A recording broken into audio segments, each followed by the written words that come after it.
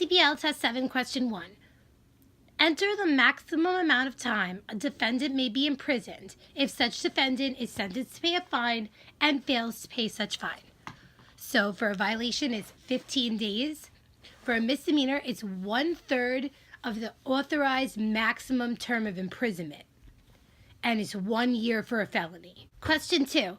Once service of a sentence of imprisonment has commenced, the sentence may only be changed by nobody, not even Donald Trump. Nobody. Once it's commenced, it may not be changed, suspended, whatever. 3. Which are true regarding sentences of probation? 1. A person under a sentence of probation is in legal custody of the court. That is true. 2. If at any time during the period of probation, court has reasonable cause to believe defendant violated condition of sentence, court may declare defendant delinquent and file a written declaration of delinquency. True. Okay, so 3 is wrong because it says the probation department, and the probation department cannot issue a search order or a warrant. Only the court can. So it should read like this. If at any time during period of probation, court has reasonable cause to believe defendant violated a condition of their sentence, such court may issue a search order or a warrant.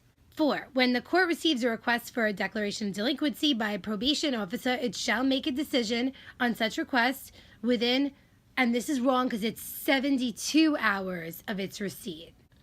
5. A short form probation report may be used when defendant is convicted of a misdemeanor. And that is true. So the answer here was B, 1, 2, and 5. But if you want to make those other two correct, that's how you would do it. Changing number 3 to say the court can issue a search order or a warrant, and 72 hours for the request by probation department for a declaration of delinquency. 4. Sentence may be pronounced against a corporation in the absence of counsel if counsel fails to appear on the date of sentence after reasonable notice thereof. 5. Where counsel has been assigned to represent a defendant at trial on the ground defendant is unable to retain counsel financially, the court, in its discretion, may, at the time of sentencing, entertain an application to grant the defendant poor person relief to appeal. 6. Which statement is false regarding the revocation of a sentence of probation or conditional discharge? And the answer was C. The defendant does not have the burden of proof at a hearing held pursuant to this section. The other 3 are true, so I'm going to read them so you know. They may not be revoked unless the court finds defendant has violated a condition of probation or conditional discharge. The defendant must have an opportunity to be heard, and the standard of proof at the hearing is preponderance of the evidence. So all those things are true. 7. In order for the court to direct a cash bail may be used to pay restitution or reparation, which, if any of the following, must be true. And it's the bail has not been assigned, the bail has not been forfeited, cash bail was posted as by defendant as principal, so cash bail is posted by the defendant as the principal. If a fine has also been imposed, the court must direct that the bail proceeds be first applied to the fine and then any remaining balance to the restitution or reparation, and that is false. And that is extremely important to know. They asked a question on it on one of the tests, and I got it wrong because I mixed it up with when bail is being used to pay a fine and when there's a schedule of payments. So make sure that you know that there's a difference between when one is a must or a shall and the other one is a may. Okay? So this one with the bail is a may. And then the one that they asked on the test was about a schedule of payments. And then that one was a shall. So just make sure you look at these 2 things really carefully. But the answer here was C, 1, 2, and 3, but 4 was wrong. 8. When the court imposes a fine, mandatory surcharge, or CVAF upon an individual who has been convicted of any offense, such individual may pay such fine, surcharge, and fee by credit card or similar device. Now, if you work in Queens and you work in the cashier, you know that they don't take credit cards, so they are not in compliance with the CPL. Because it says that the person has to be allowed to pay by credit card. 9. Which of the following may be waived by the court for an indigent defendant other than an indigent defendant who is an eligible youth or a victim of sex trafficking? And the answer here is a fine only. Okay? So an eligible youth, they can waive like the crime victim fee, and the victim of sex trafficking, I think they can waive like everything. But if it's other than those two indigent defendants, the only thing that could be waived is the fine. So the answer is E. Number 10, select the correct statement. A, in the event that an individual to whom reparation has been ordered to be paid dies prior to full payment, the remaining payments are paid to the state. That is wrong. They're paid to the person's estate. So the person's estate is very different than the state of New York. So that was wrong. B, when a corporate defendant is sentenced to pay a fine, the fine must be paid, and this is wrong because it's at the time the fine is imposed. So at the time of sentencing, a corporate defendant must pay the fine then, usually with a cashier's or an attorney's check. C, the elected official in each county other than the counties within the city of New York shall designate an official other than the district attorney to be responsible for the collection and administration of restitution and or reparation payments. And that is true. So that was the answer. But let me correct number D, letter D. When the court directs that a defendant be in prison for failing to pay a mandatory surcharge, DNA fee, or sex offender fee, the maximum period he can get in prison for is 10 days, and that's wrong. It's 15. 11. Which statement is false? Now, the one that was false was C, because it was a must and not a may. So let's read them all as if they're correct. It is the duty of the Attorney General to institute proceedings against a corporation to collect an unpaid fine, restitution, or reparation in all criminal actions prosecuted by him. A court may waive the crime victim assistance fee if the defendant is an eligible youth, and the imposition of such fee would work an unreasonable hardship on the defendant, his or her immediate family, or any other person who is dependent on such defendant for financial support. When the court imposes a fine on an individual, it must designate an official other than a district attorney to whom payment is to be remitted. When a fine is paid by credit card or similar device, an administrative fee may also be charged. 12. The court may at any time order that a person who is under a sentence of probation or conditional discharge appear before it. The order shall be in the form of a written notice specifying the time and place of appearance, mailed to or served personally on the defendant as court may direct. Where the court issues a notice to appear, such notice must direct the defendant appear within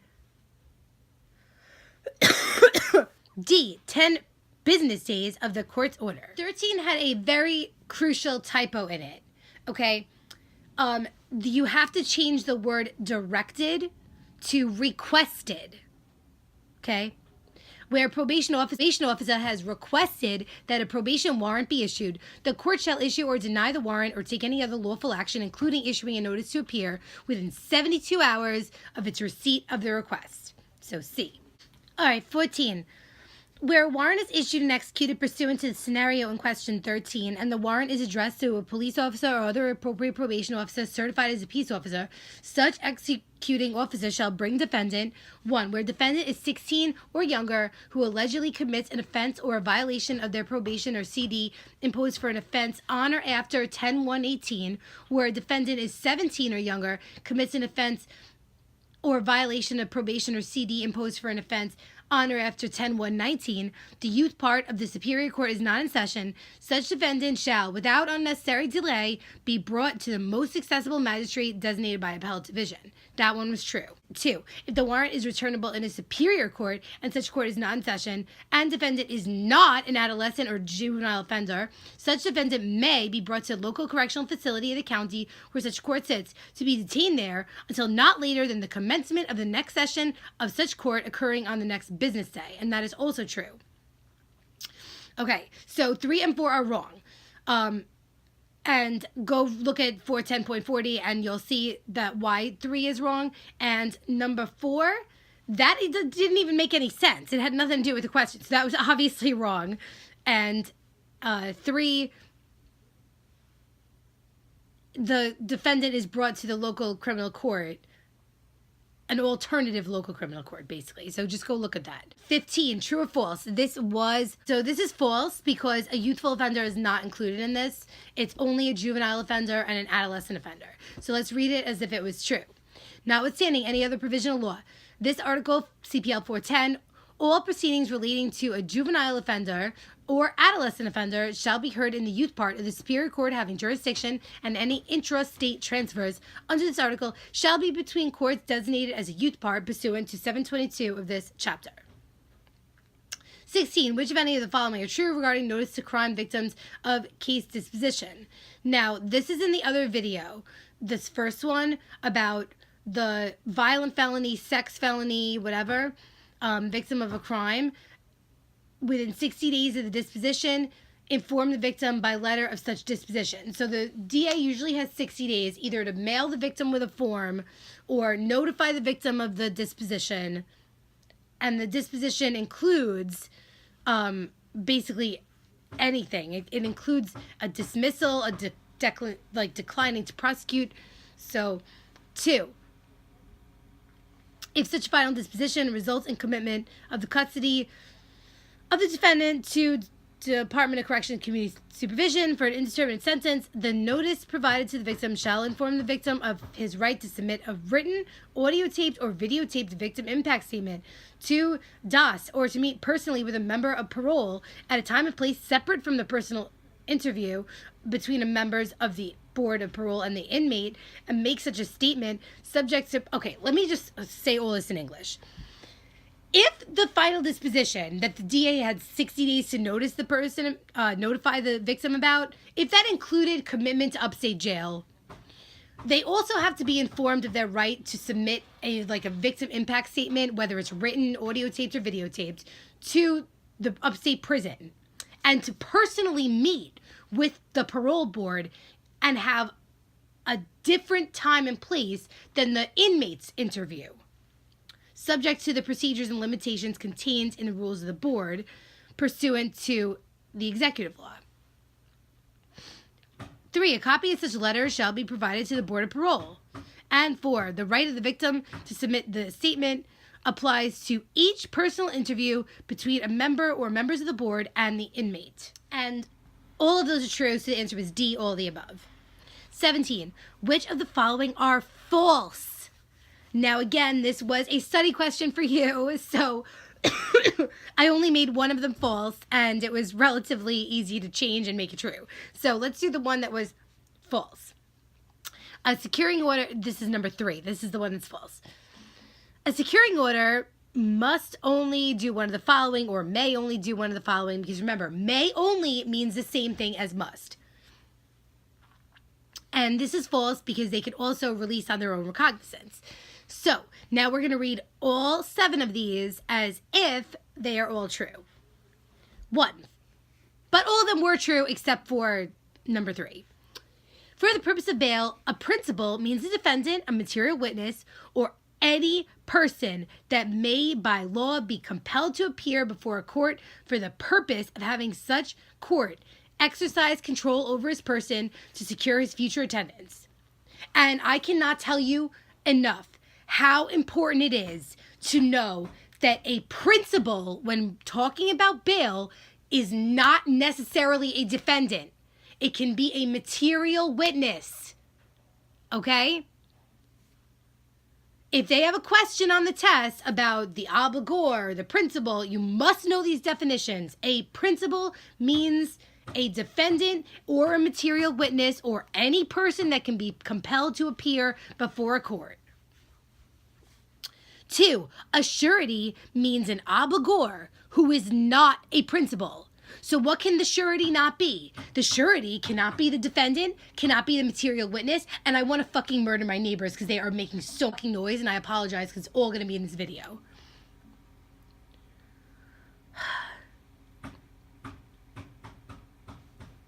And my windows, it's not open, I swear. It's shut.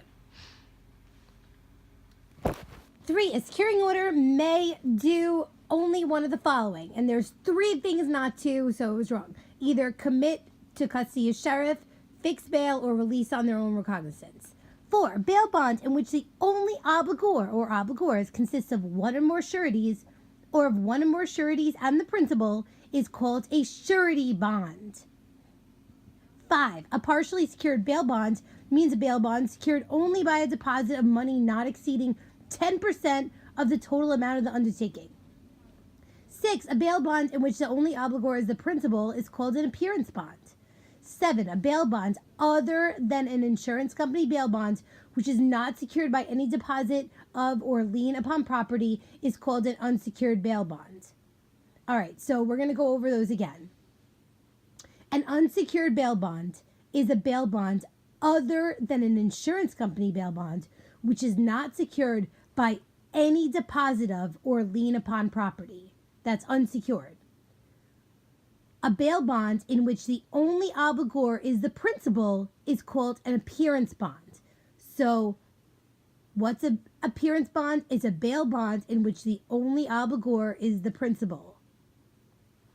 A partially secured bail bond is secured by money not exceeding 10% of the undertaking. A bail bond in which the only obligors are sureties or the sureties and the principal is called a surety bond. A surety means an obligor who is not a principal. So a surety bond or a surety, it means a bail bond secured by someone other than just the defendant, material witness, or person the court can compel to appear. 18. Which of any of the following are true regarding the revocation of a sentence of probation or CD and the statement filed by the court? 1. They may not be revoked unless a court finds defendant has violated a condition of her probation or conditional discharge. 2. The court may cause the defendant to appear before it after filing the statement. And this is false because it's must.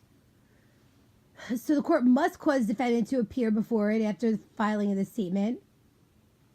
3. If the defendant declines to make a statement at the preliminary examination or denies she violated a condition of probation or CD, and the court does not accept such statement, she is entitled to a hearing within 7 days, and that is wrong. Or the district attorney must present evidence at any hearing pursuant to this section, and that is also false. All right, we're going to go over 410.70, which is hearing on violation. Defendant has to get an opportunity to be heard. The defendant is entitled to a hearing promptly after the court has filed a declaration of delinquency or has committed him or fixed bail. Okay, the court must cause or file a statement with the clerk of the court setting forth the conditions of the sentence that were violated and a reasonable description of the time, place, and manner in which violation occurred. Defendant must appear before the court within 10 business days upon the court's issuance of notice to appear, and the court must advise him of the contents of the statement and furnish him with a copy thereof. Okay, upon request, he gets a reasonable adjournment to prepare for the hearing. They don't have to have a hearing because if he makes a statement, the court may accept it and base its decision thereon. The hearing must be a summary one by the court without a jury, and the court may receive any relevant evidence not legally privileged. So it does not say the DA has to do anything. Defendant may cross-examine witnesses and present evidence in his own behalf. A finding defendant violated a condition of his sentence must be based upon preponderance of the evidence. Okay, now here's where I think the question could come from. At the conclusion of the hearing, the court may do what? And it may revoke, continue, or modify probation or CD. When court revokes sentence, it must impose sentence that's legal. Where court continues or modifies a sentence, it must do what? It must vacate declaration of delinquency and direct defendant be released. So even if the court finds he violated it, but the court decides to continue or modify the sentence, then it must vacate declaration of delinquency and direct defendant be released. If the alleged violation is sustained and the court continues or modifies sentence, it may extend sentence up to the period of interruption, but any time spent in custody will be credited against the term of the sentence. The court can also extend the probation up to the maximum term authorized by 65 of the penal law. And again, defendant gets probation credit under the original sentence and any time spent in custody pursuant to this article for an alleged violation of probation. So remember, if the court does not accept the statement by the defendant, so I'm not talking about the statement that the court files. There's two statements here. The one is the written statement filed by the court, and the other one is the defendant making a statement when he's returned in front of the judge. If he does not make a statement, or the court does not accept whatever statement he makes, the court must proceed with the hearing. Remember, the hearing is a summary hearing with no jury, and any not legally privileged evidence can be received. So going back to question 18, 410.70, you can see the answer was D, 1 only, because 2, 3, and 4 all had things wrong with them. The hearing is promptly, not 7 days. District attorney is not necessarily involved, and the court must cause defendant to appear before it after filing the statement. This is a little tricky. It's not the same question. It looks familiar, but it's not the same question. In order for a court to direct that cash bail be used to pay a defendant's fine, which must be true? 1, bail has not been assigned. True. 2 is wrong. Why is it wrong? Because the defendant is never the surety. If the bail was posted by defendant as the only obligor or the obligor, that would be okay, but it says defendant as surety. Defendant is never the surety. 3, the bail has not been forfeited. So the answer here was 1 and 3 only, and that was D. Okay, 520, luckily for you, is not on the test. Then we have to go all the way. 20, luckily for you, is not on the test. Then we have to go all the way. All right, here we go. Question 42. In counties outside the city of New York or counties that do not have a commissioner of corrections, it is the duty of the sheriff to deliver defendant forthwith to the proper institution in accordance with the commitment.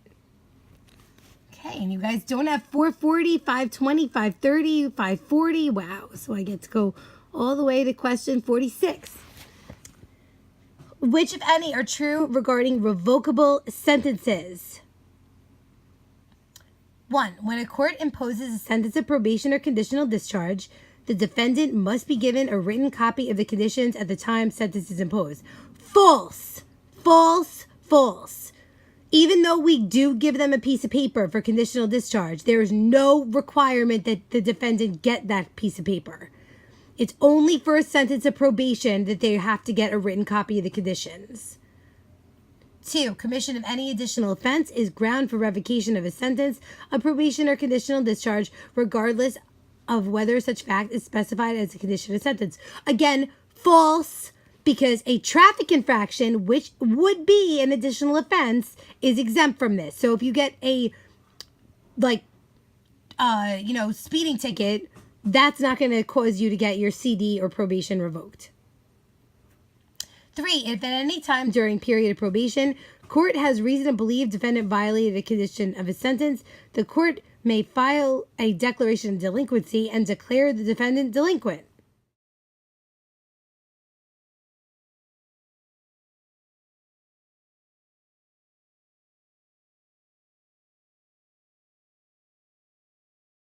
True.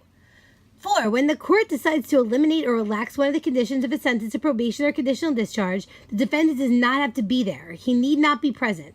But if he is not present, the court must notify defendant in writing. 5. A modification or enlargement may be specified in the same manner as the condition of the elimination or relaxation and becomes part of the sentence. And that is true. Okay? So the answer there was C, 3, 4, and 5. And I believe that is it. Yeah, because you don't have 440 on the test. So that wraps up CPL Quiz 7. I have a message to give you. So today marks officially 1 month out. So you're officially in the home stretch. If you've made it this far and you're still watching these videos and you are willing to commit the next